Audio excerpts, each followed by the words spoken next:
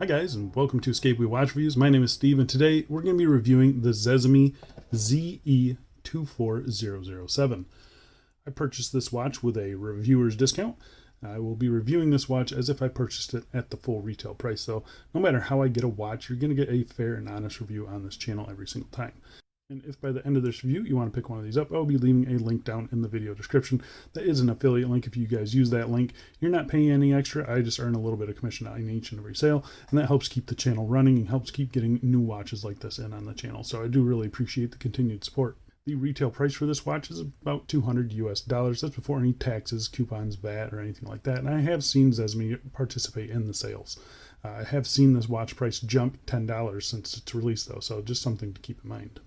The watch comes in 5 different colorways that you can see on screen now. All the colorful dials are a fume kind of textured dial. This one here is a kind of a brushed finish, so just something to keep in mind. The watch case is made of 316L stainless steel. It has a mineral crystal with AR coating, a screw-down crown, screw-down case back, 100 meters acclaimed water resistance, and the watch is powered by the Epson YN55 automatic movement.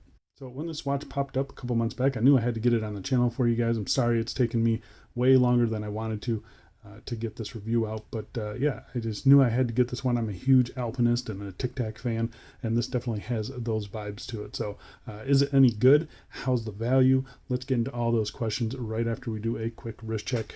Today, wearing the Watch Dives WD-1861 in white, a watch that I enjoy so much in black. I reviewed up here that I went out and bought it in white. So yeah, I usually don't do that with watches, but I'm a huge Speedy fan, and I just had to get this one. All right, let's get to the dimensions.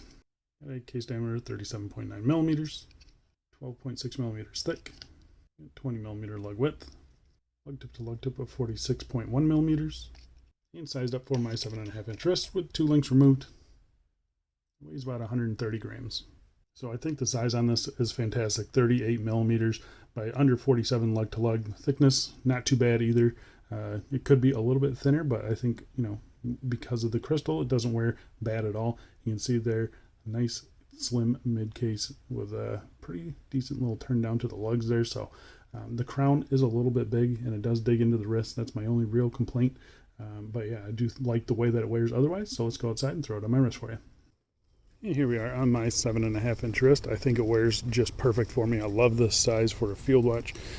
Pretty nice curve down to the lugs there as well, so it does wear pretty nice. I will say again, I'm just going to reiterate it, that the crown does dig into the wrist, so after a full day I do have a little mark there, so just something that they could possibly improve on. The crown doesn't need to be as big as it is, but I will say this watch looks excellent. The legibility is perfect underneath this oak tree. You really don't see reflections at all. The crystal is excellent on it. The dial really does play with the light nicely, as you can see here. Very dynamic. I think it looks really good, though. The bracelet as well feels nice and comfortable on wrist. So yeah, I think the wearability of this thing is excellent. Popping out into some little bit more open lighting, not quite direct sunlight here, but you can still see plenty of AR coating on the crystal, and it keeps it nice and legible. Again, the contrast on the dial is excellent. Lots and lots of light play off of the bracelet and off of the bezel there. The crystal is fantastic as well. Hopefully I can get some direct sunlight for you guys, but there you can kind of see how the dial changes depending on the lighting. I think it looks really good. All right, let's go throw this on some straps and we'll get back to this review. And here we are on a dark brown hemsit leather strap. If you guys are in the market for a thin vintage kind of leather strap, I highly suggest this. I'll leave the link down below. But there you can see kind of some more direct sunlight on the dial there. Still looking very, very good. And here we are on a green cut to size FKM strap. I'll leave a link for these down below. These things have been awesome for me, and yeah, pick these up because they're great. But yeah, I actually kind of like that silver dial with the green. I think it actually looks pretty darn good. And last but not least is the Cincy Strapco SF2. You got 2 layers underneath the watch there, and it still wears very nice. I do think the black really goes well with this dial color. It kind of brings out those black accents on the dial. I think it just looks fantastic. So in my opinion, black is the colorway to go for this specific color. So yeah, I do like that a lot, though. I think it looks good. But I think we go back inside. Let's get back to this review. So the case finishing on this is a mixture of brushed and polished surfaces. You can see the bezel itself is fully polished, and it's actually a concave bezel. As you can see, I'm looking at this spot right here. You can see it's not a straight slope. It does kind of curve down and in a little bit. So it's an unusual looking bezel, but it's very subtle, but it does look really good, and it kind of plays with the light just a little bit differently than a normal just sloped bezel. So I'm actually pretty happy with the bezel on it. I think it looked good. The case finishing itself, you can see here, it's got a circular brushing to the tops of the lugs. Really nice and satinized. Very happy with that. The case sides here, horizontal brushing. Again, nice and satinized, nice and consistent. The crown on this is 7.8 millimeters, kind of a cupcake style crown, so it kind of tapers back down towards the case there. Nice and grippy. Got a nice signed logo there too. I think it looks really good. They did a nice job on that. There's tons and tons of grip on it. It is a little bit big and it does kind of dig into the wrist, but if you are using this crown a lot, which you might be, you're going to be really happy how big it is. It's very, very nicely done. So flipping it over to the case back here, you can see you kind of have this rounded case back with little holes there for a simple case back removal tool. Nice and easy to use. Very happy with that. Everything down here is nice and soft. You got a spec sheet around the outside and the Zezame logo on the inside. All really nicely done. Circular brushing on the bottom of the case. There's a couple little sharp corners and sharp edges on this case. The inside of the lugs here are pretty sharp. Even this outer lug here, this lug corner right there, where my fingernail's touching, that one is also pretty sharp. But beside that, this bottom edge has been rounded fairly nicely, so it's pretty comfortable on wrist, and you don't really notice these too much. But I will say, you know, handling it like I'm handling it now, I do get a little bit of sharpness there. So it's something that they could just knock that corner down just a little bit, and it'll be a lot nicer. All right, so let's talk about the crystal. First things first, as always, test it for sapphire, and it is negative for sapphire. So we are looking at a mineral crystal here with blue anti-reflective coating. Mineral crystal is less reflective than sapphire in general, and then they throw a bunch of blue AR coating on it. So the clarity of this crystal is excellent. Very, very happy with it. You can see here, it's kind of a boxed style crystal there. Nice, big, gradual, rounded edge there. So you get lots of distortion on the edge. Really nice and clear in the middle there, as you can see. And then, you know, it just stays that way even at the, you know, the really extreme angle. So it's a nice crystal. I'm going to say that. It's a very nice crystal, but I think at this price point, you kind of want and expect sapphire crystal. So a little bit of a letdown there, but I will say the crystal is pretty nice. It does have a pretty extreme kind of purplish blue color to it that you can really see on the edges there. So just something to note. All right, so let's talk about the dial on this. So this is considered the white dial on AliExpress. Even if you're really looking at the pictures really close, it's not blatantly obvious that this is not a white dial at all. It is a silver and vertically brushed dial. So they did a really nice job with it. The vertical brushing is nice and consistent, and the dial really does change quite a bit depending on what angle you're looking at it. So you get a pretty dynamic dial. At certain lighting and certain, you know, bright situations, it does look white. But for most of the time, it just looks silver, and you can definitely see that brushing. So I think they did a pretty good job on it. They just could have used a different word than white, because it's definitely not white. So, but looking at the dial itself, really nicely done. Nice thick printing on those black indices. Those indices are loomed. We'll get to the Lume Shot here in just a little bit. You have your 12, 3, and 9 there. Black date window down at the 6, and that is a loomed date window. Loomed date windows are just kind of a party trick. They're not useful to me in any way, shape, or form. Usually by the time this thing hits midnight, which is usually when you want to see the time, and if you wanted to see the date, it's already, you know, already switching over to the next one, so you don't get the lume there. So yeah, really interesting that they chose to do that. I think it is a party trick, but I guess a cool party trick. The handset that they used on it, pretty nicely sized. I think they're a little bit undersized maybe, but I think they look pretty good. They're a little bit skeletonized there towards the pinion, and then kind of flares out here at the end of the minute hand. I got your cathedral style hour hand there. Nice long tip to the seconds hand there, sweeping along nicely. So I think the handset is done pretty nice. I think the dial is done very nice. You get nice thick printing of those black indices like I mentioned earlier. So you get a little bit of depth to it, but not too much. You got your Zezame logo there at the 12 o'clock. You're going to love it. You're going to hate it. I don't really care. It doesn't bother me too much. Automatic, and then 100 meters in red down there at the 6 o'clock. It's a nice, clean, simple layout. Very symmetrical, which I do appreciate. Yeah, I think they did a pretty good job on the dial on this thing. I think it looks pretty cool, and I think the other dial colors also look really good with that kind of textured fume color. Yeah, it looks really nice. So let's pop up a Lume Shot here. You can see it against a couple other watches in the collection.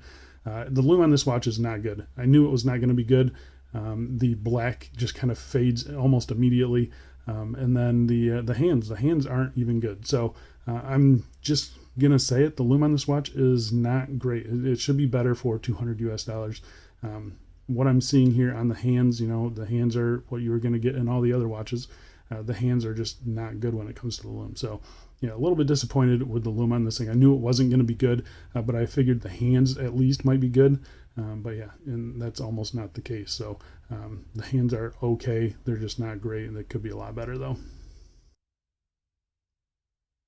All right, so the movement powering this watch is the Epson YN55. If you aren't aware, Epson is part of the Seiko group and part of the Orient group. So basically the Epson YN55 is, I'm going to say it's like the NH35 of Orient. You know, Seiko has the 4R movements, and then they have the NH35s.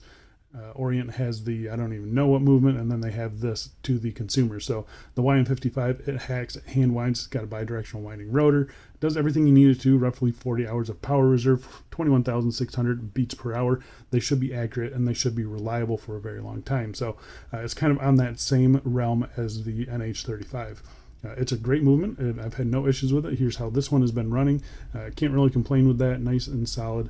I've been pretty happy with the YN55 in general. This is my second or third one, so yeah, they seem to be pretty nice movements. This one is operated by this large screw down crown here. Again, nice signed logo there, 7.8 millimeters and plenty of grip.